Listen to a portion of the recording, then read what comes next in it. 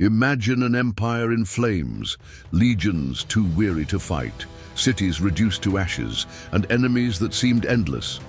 Rome, once the ruler of the world, now walked toward the abyss. Yet amid the chaos, a single man dared to face the darkness. Not a crowned emperor, not an heir of divine blood, but a soldier who rose as the last wall between civilization and destruction. Flavius Aetius, called by many the last of the Romans. His story does not begin in glory, but in uncertainty. While generals sought prestige in marble halls, Aetius learned to survive on the barbarian steppes, living among nomadic warriors and even alongside the young Attila, who would later become the terror of Europe. Who could have imagined that this hostage boy, offered as a guarantee of peace, would one day become the greatest general of a crumbling empire? But how could a youth given away as a hostage become the only man capable of stopping the scourge of God? If this story has gripped you so far, it is because within you there is the same hunger to uncover the secrets Rome tried to erase. And that is why I need your support. Hit the like button now, because it shows you value this work and helps me continue bringing revelations few dare to tell. Subscribe to the channel and activate the bell, because the next stories will surprise you even more and change the way you see the fall of the greatest empire on earth. In his youth, Aetius lived an experience that would shape his entire destiny.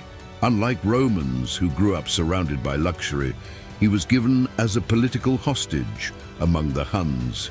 He was not a prisoner in chains, but a watched guest, a living coin in fragile treaties.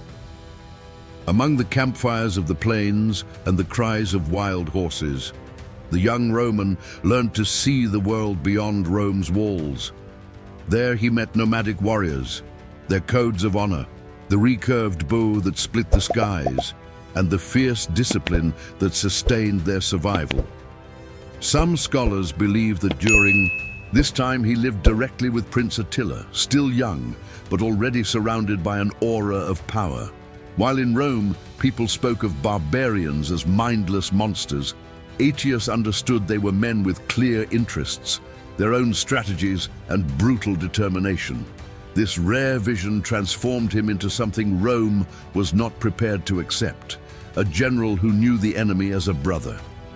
But upon returning to the west, Aetius would discover that the true ruin was not only beyond the borders, it was within Rome itself. When Aetius returned to the west, he no longer found the grand Rome he had left in his childhood. The empire had already been sacked by the Visigoths in 410, and eternal glory lay beneath ashes. Italy was a mosaic of ruins.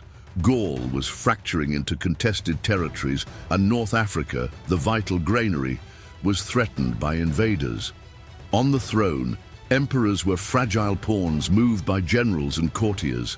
In this disintegration, Aetius began his rise. First, he supported John, a usurper without legitimacy. But when John fell, Aetius did not sink with him. He did the unthinkable. He switched sides, recognized Valentinian threat, and was pardoned. More than that, he returned bringing an army of barbarian mercenaries, many of the same men he had lived among in his youth. He was living proof that he knew how to turn former enemies into political weapons. But how far would Rome accept a general who used barbarians as allies to save the empire itself? From that moment on, Aetius's career soared. He defeated Franks, Visigoths, Burgundians, and even the Bagaudae, rebellious Roman peasants who symbolized social collapse. Each victory was built not only with brute force, but with cold diplomacy and temporary alliances. Rome no longer had absolute power, it required cunning, and Aetius mastered that art. Soon he amassed titles, Magister Militum, Consul, Patrician. But more than offices, he accumulated what no one else possessed, real influence. On the battlefield, he was feared. At the imperial court, he was indispensable.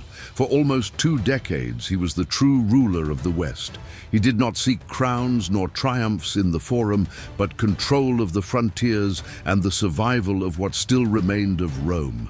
Yet while he strengthened the borders, a new shadow appeared on the horizon, a name that would make the empire tremble: Attila. By the 440s, the Western Roman Empire was only a cracked shell of its former greatness. Provinces lay in pieces, and even that fragile order would shatter when a new name echoed across the borders: Attila. More than a king, he became a symbol of terror. His coalition united Huns, Gepids, Ostrogoths, and other steppe peoples bound by fear and force.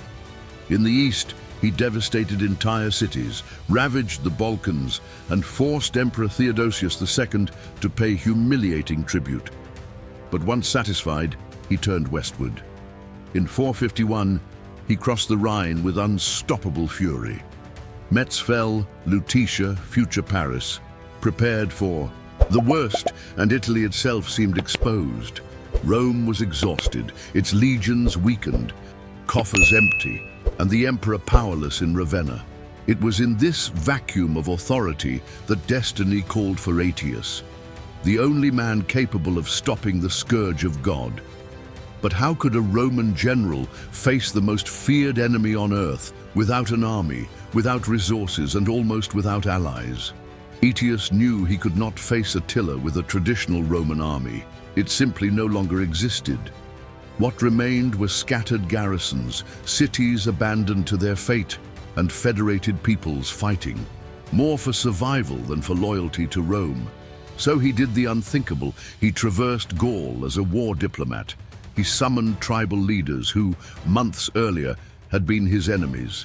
Theodoric I, king of the Visigoths in Toulouse, northern Franks, Alans between the Loire and Seine, Burgundians in Savoy.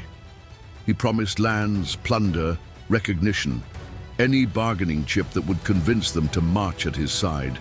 They did not come for love of Rome, but because they knew if Attila triumphed, nothing would be left for anyone. Aetius united rival forces in an improbable coalition, turning hatred into necessity. But could he keep together an army made of ancestral enemies when the decisive battle loomed? The battlefield chosen was a vast plain in Belgic Gaul, the Catalaunian fields. There, tens of thousands of men gathered, an odd, noisy, heterogeneous army. Disciplined Romans stood beside untamed barbarian tribes, each with its own language, weapons, and motives. On the other side, Attila arrived, with his monstrous host, reputed invincible, bringing the terror of more than 100 burned cities. In June 451, the fate of the West would be decided. Roman chronicles describe the clash as the last great battle of the ancient world. When the fighting began, chaos reigned. Hun cavalry unleashed devastating arrow storms, Alans tried to hold the lines, and Visigoths charged with fury. Amid the tumult, King Theodoric fell, some say by an enemy spear, others by accident in the confusion. But would the death of an allied king collapse the coalition, or ignite the fire to hold it together? The moment Theodoric fell, the battle seemed lost. But his son, Thorismund, immediately took command, preventing the Visigoths from collapsing. Aetius, with his characteristic coldness, maintained cohesion among an army that spoke no common language and shared no ideal. For the first time, barbarians and Romans fought side by side, as if they were one. The battle raged through the night. Spears shattered, horses fell, and the ground was soaked with blood. At dawn, Attila was still alive, but his momentum was gone. He did not conquer Gaul, nor march on Lutetia, nor on Rome. For the first time, the Scourge of God retreated before an enemy. It was not a glorious victory, but it was enough to save what remained of the West. Yet instead of being celebrated as a hero, Aetius would discover that his greatest triumph was also the beginning of his downfall. Despite having achieved the impossible, stopping Attila and saving Gaul, Aetius was not welcomed as a hero in Rome. The Catalaunian fields left a trail of corpses and distrust. The Visigoths returned to their lands. Each tribe carried away its dead and plunder, owing nothing to the empire. Rome was too exhausted to celebrate. Worthless coins, aqueducts in ruins, cities collapsing. In the palace of Ravenna, Valentinian III saw in Aetius not a savior, but a threat. The general commanded the loyalty of the army, had alliances with federated peoples, and held unmatched prestige, qualities that in other times would have made him emperor. The emperor's advisors whispered intrigues. They claimed Aetius planned to marry his son to Valentinian's daughter, uniting military power with imperial blood. Fear consumed the court. What happens when an empire, instead of honoring its heroes, turns them into enemies? In September 454, Flavius Aetius answered yet another summons to the imperial palace in Ravenna. It was only an audience with Emperor Valentinian III, nothing that suggested danger. But that day, the fate of the West was sealed. Without trial, without accusation, without witnesses, the emperor drew his sword and thrust it into the body of the man who had protected him for more than 20 years. Aetius fell, betrayed not by barbarians, but by the very empire he had saved. A senator present is said to have remarked, "Majesty, you have cut off your right hand with your left." And it was true. Rome had just destroyed its last defense. Only months later, Valentinian himself was assassinated by officers loyal to Aetius. Without him, the West plunged into irreversible chaos. Just 22 years later, in 476, the last Roman emperor would be deposed. Rome did not fall only to barbarian swords, but to fear and ingratitude. Flavius Aetius was not only the last great general, he was the last flame before the darkness. If this narrative made you see Rome in a different light, I ask for your help. Repay this effort by hitting the like button right now. Just as Aetius was the wall that kept the empire standing, your support is what keeps this channel alive and growing.